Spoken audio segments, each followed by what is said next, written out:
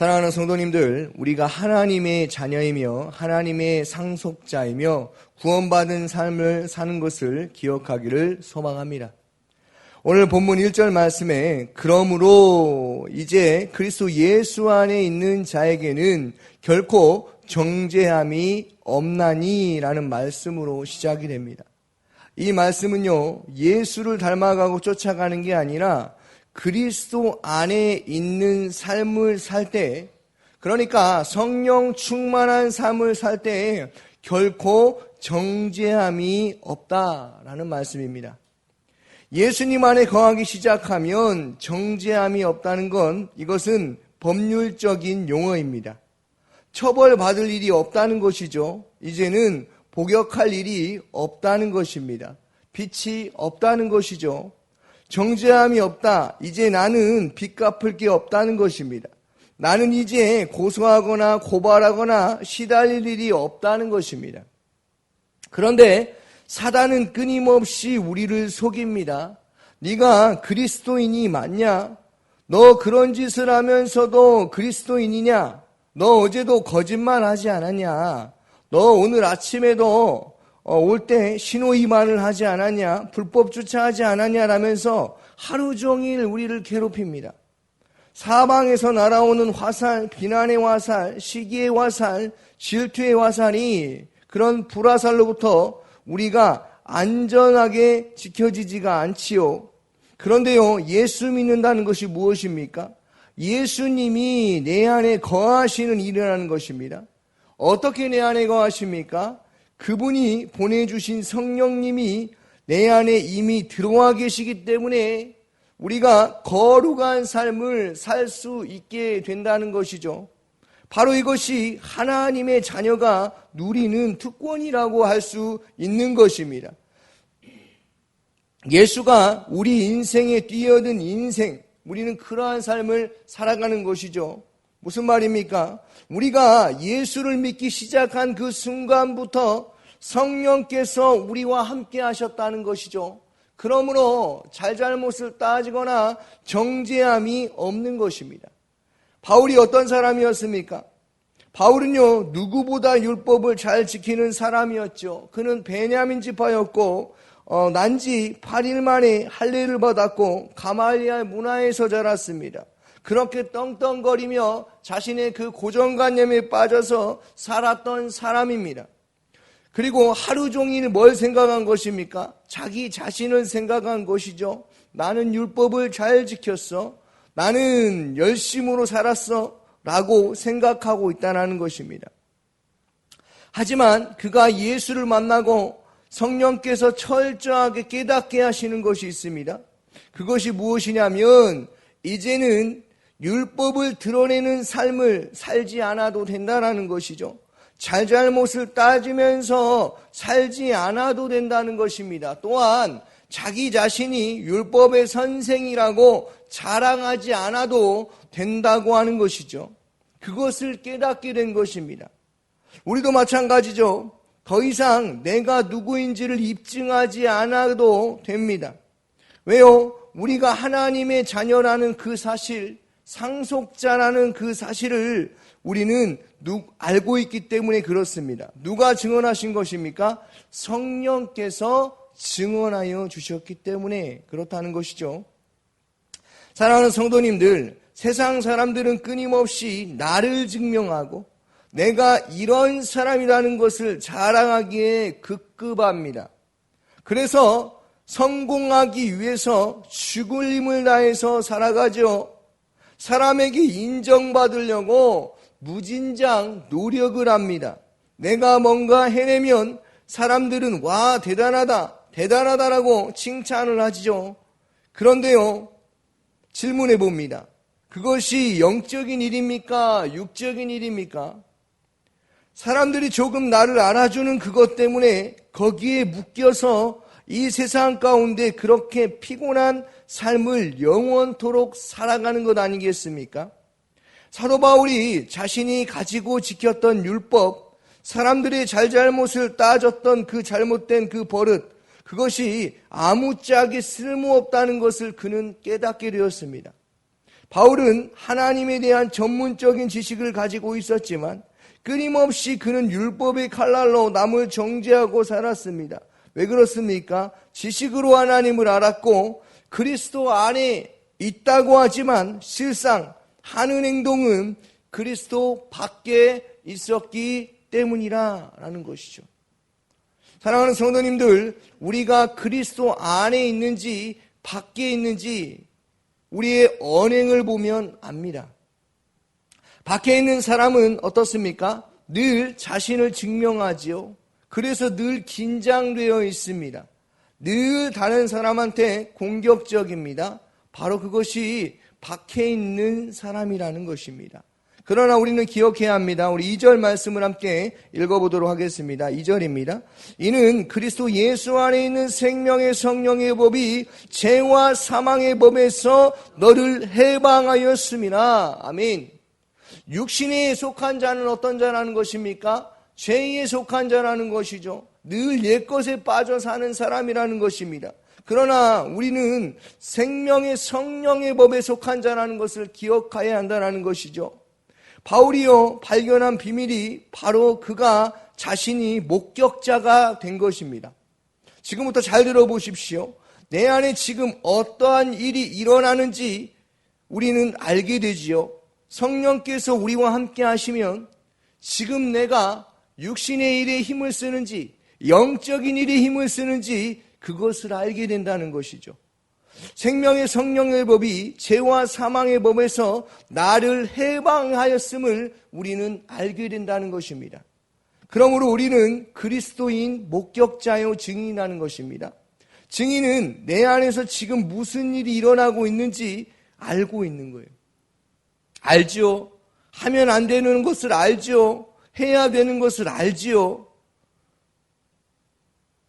그전에는 어떻습니까? 내 힘으로 싸워서 어떻습니까? 잘 되어지지가 않습니다. 100번 싸워도 100패를 했습니다. 그런데 성령께서 내 안에 계심을 알게 되는 순간 이제 나는 더 이상 죄의 법, 사망의 법에 있지 아니하고 생명과 성령의 법에 늘 매일같이 순간순간 알게 되는 것이 있습니다. 그것이 무엇입니까? 내가 높아지려고 하면 주님이 낮추십니다. 내 자존심이 커지려고 하면 주님이 또 아니라고 하시죠. 이웃을 사랑하라고 말씀하시지 않습니까? 그리하여 나는 그동안 묶여있던 것들로부터 점점 풀려나는 것, 자유로워지는 것, 해방되는 것, 이제는 종과 같은 삶, 죄의 종로를 하는 삶으로부터 해방되는 놀라운 자유함을 맛보기 시작하는 삶을 우리가 살아간다는 것을 알게 되는 것입니다. 사랑하는 성도님들, 진리를 알지니 진리가 너희를 자유케 하리라. 이 말씀은요, 예수께서 말씀하시는 말씀이죠. 진리가 누구입니까? 예수입니다. 예수께서 이제 더 이상 우리가 죄 가운데 사는 자가 아니라 자유함을 입게 하시기 위해서 우리를 구원하여 주셨다라는 것이죠. 점점 사람들 눈치로부터 자유해지셨습니까? 한 주간 동안 그리스도 안에 있었다면 어떻습니까? 그렇게 죄 지을 일이 없지 않겠습니까?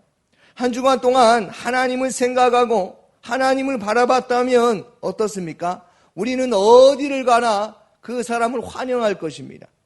주의 은혜로 우리가 그리스도 안에 있었기 때문에 그리스도 안에 있는 사람은 어디를 가나 예배적인 삶이 펼쳐지는 것이죠. 예배의 자리의 삶을 살게 된다는 것입니다. 장소가 중요한 것이 아닙니다. 내가 그리스도인이라는 그 사실이 중요하다는 것이죠. 그런데요, 만일 저 사람 때문에 내가 저 사람이 있는 곳에 가고 싶지 않다. 저 사람이 말하는 걸 들어보니 저기에 함께하고 싶지 않다. 저 사람이 하는 행동을 보니 그렇게 어울리고 싶지 않다. 라는 그러한 생각을 품게 되면 혹시 그런 일은 있지 않으십니까?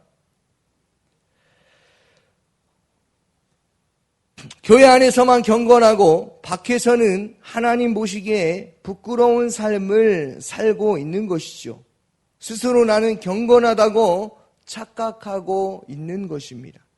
사랑하는 성도님들, 우리는 영적인 사람이라는 사실을 기억하셔야 합니다. 예배자로 서 있으면 어디를 가도 그것은 예배가 이루어지지만 그리스도의 밖에 있으면 여기 있으나 저기를 가나 예배를 드리는 것이 아니죠. 그냥 관람객이나 다름이 없는 것입니다. 오늘 설교가 어떤지 보자. 오늘 찬양 음정박자가 맞는지 보자. 아이고 반주가 틀렸네. 이런 게 눈에 들어오면요, 관람객입니다.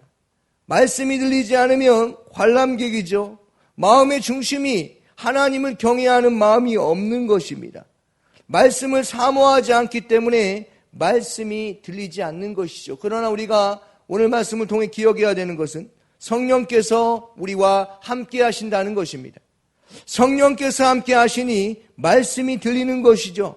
성령께서 함께 하시니 찬양이 생각나는 것이죠. 기도가 되는 것이지 않겠습니까?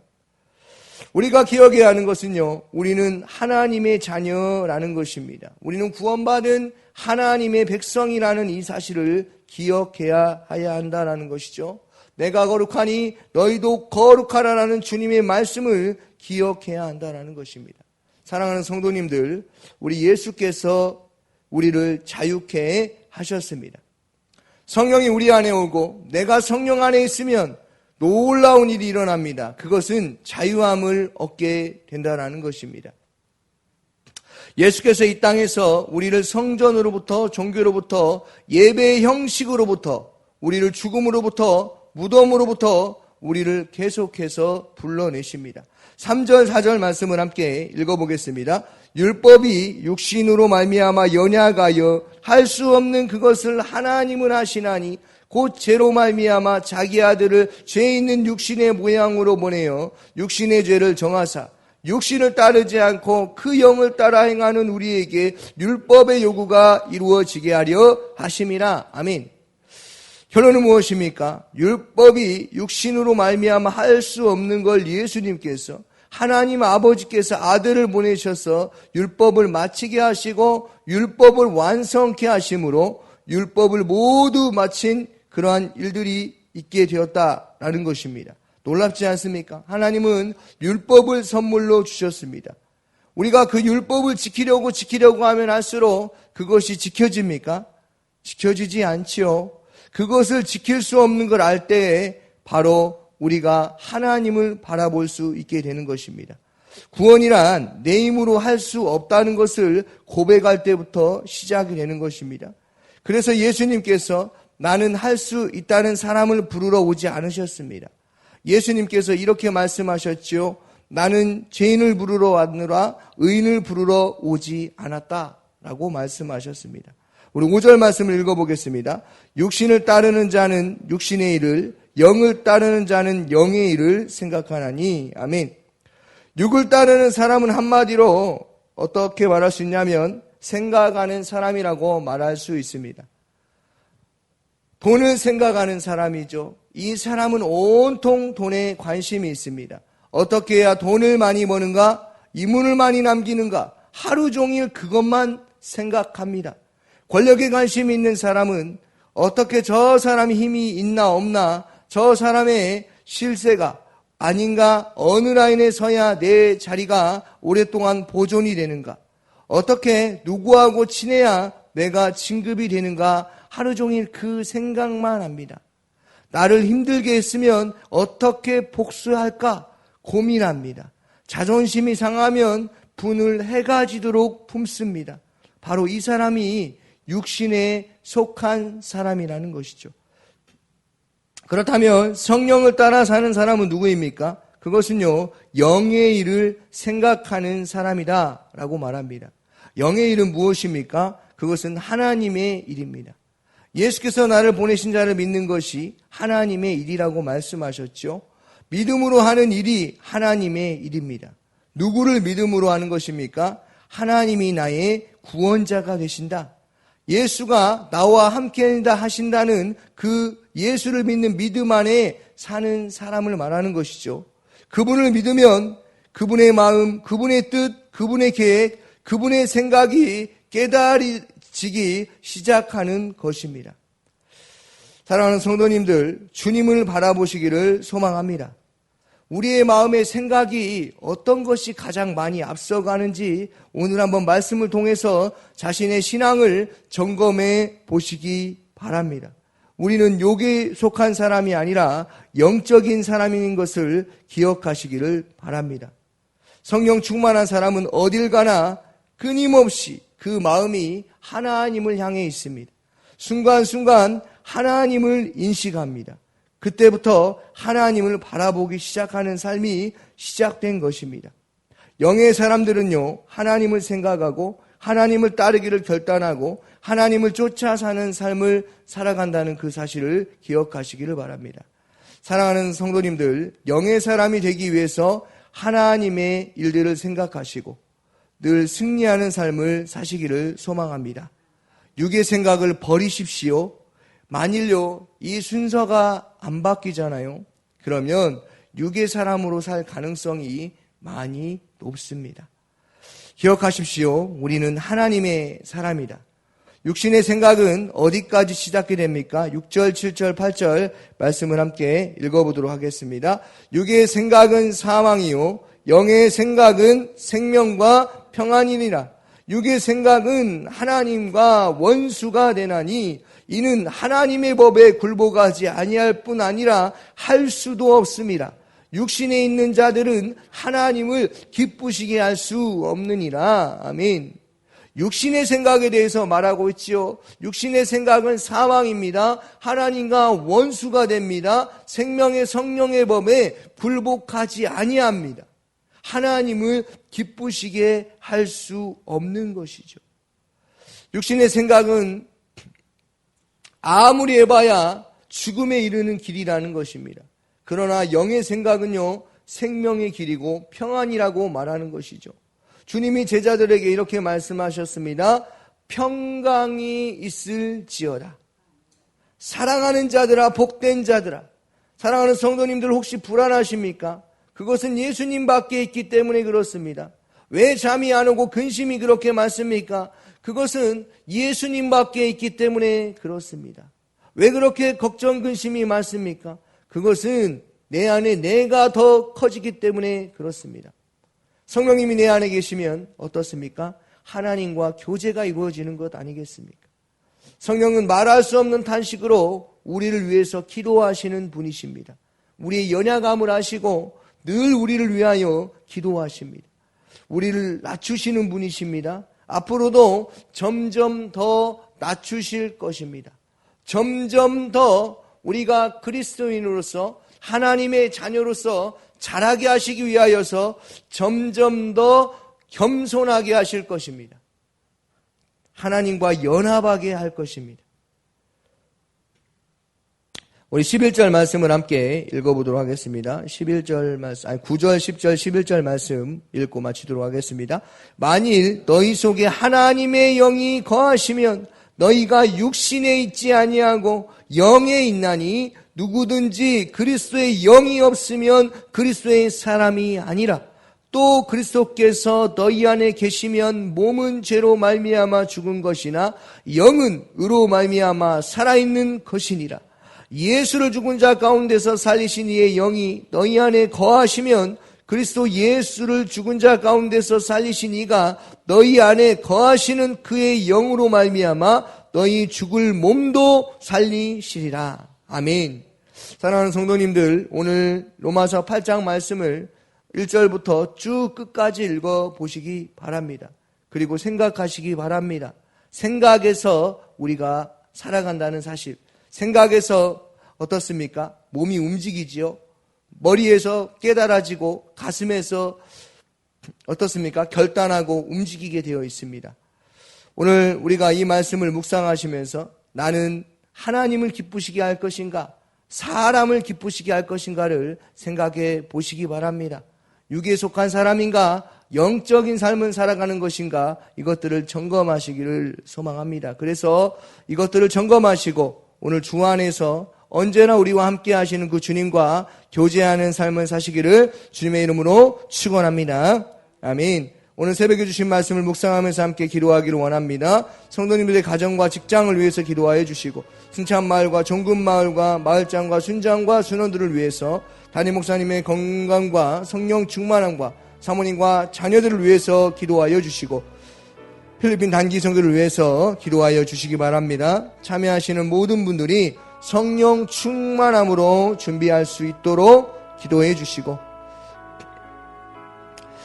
국가와 이 나라와의 대통령과 이 민족을 위해서 기도하여 주시고 농어촌 선교 및 도시개척 정철희 목사님 장성 5월 중앙교회에서 신무하십니다.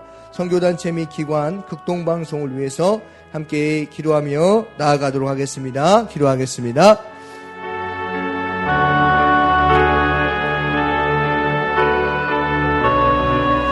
사랑이 많으신 아버지 하나님, 육의 생각은 죽음이고 영의 생각은 생명과 평안이라고 말씀하셨습니다. 하나님이여, 우리는 늘 육적인 생각과 영적인 생각으로 늘 아버지 하나님 영적 전쟁을 하고 있습니다.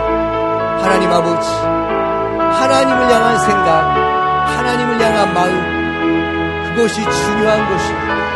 아버지 하나님, 성령 충만한 삶을 살아갈 수 있도록 이 시간 성령의 말하게 하심에 따라 기도하게 하시고 하나님의 인도하심대로 기도할 수 있도록 또 성령 충만함 가지고 아버지 하나님 교회와 이 나라와 이 민족과 아버지 하나님이여 개척교회와 하나님이여 필리핀 단기 선교를 위하여서 기도할 수 있는 마을장과 순장과 순원들을 위해서 기도할 수 있는 은혜의 시간 다 될 수 있도록 주님 인도하여 주시옵소서.